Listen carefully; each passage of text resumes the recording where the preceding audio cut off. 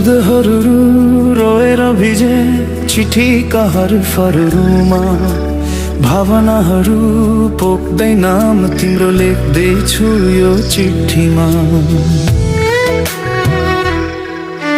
सम्झनाको आवाज सुनिन्छ हरेक शून्य रातमा, अझै म बाँचिरहेछु तिम्रो नामको सासमा।